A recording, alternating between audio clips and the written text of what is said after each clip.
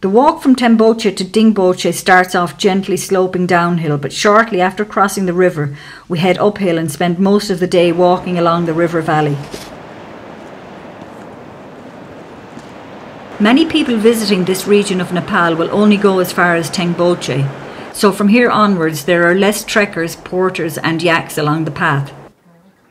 There are some lovely family-run tea houses to stop in along the way, serving up tasty drinks like hot lemon or yak milk tea.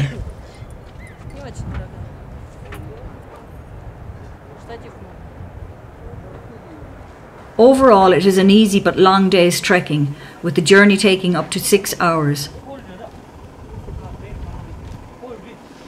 At this altitude, many people will suffer mild headaches and shortness of breath.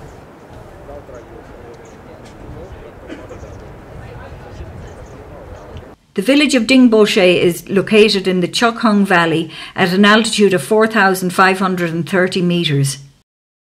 Trekkers will usually spend 2 nights in Dingboche for acclimatisation purposes. The village relies heavily on tourists, with lodges and tenting areas comprising most of Dingboche. The Imja River flows directly east of the village. Most people choose to spend the rest day hanging around the village. There is a bar here with a pool table. Expensive internet cafe and satellite phones are available at a high price if you feel like phoning home.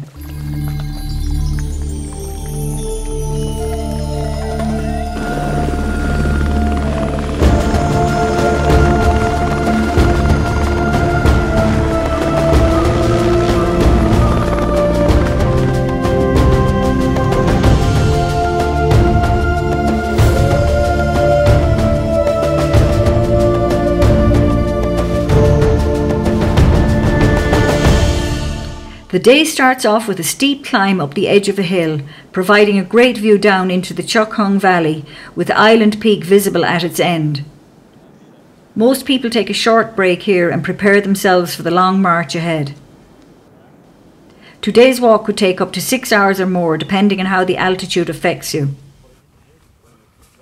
As you walk along the side of the valley, if you look down to the left at the base, you can see a small village called Periche.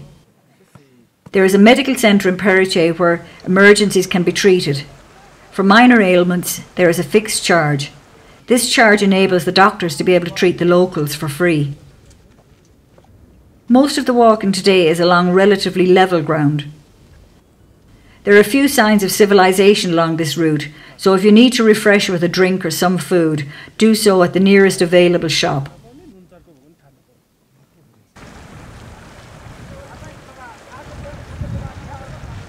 For the last hour or two, the ground becomes steep and rocky until you reach the small village of Lobuche. Compared to places like Dingboche or Tengboche, there is not really much here. 2 or 3 lodges and a camping area make up Lobuche. The village is quite exposed, and the high winds can cause a lot of dust to blow around the village. Because of this, most trekkers choose to relax indoors. The number of trekkers passing through this village can vary greatly, and it is common for there to be no accommodation available. Guests may be asked to share a room with a stranger or even sleep on the dining room floor. There is no way around this, as the nearest lodge is many hours' walk away.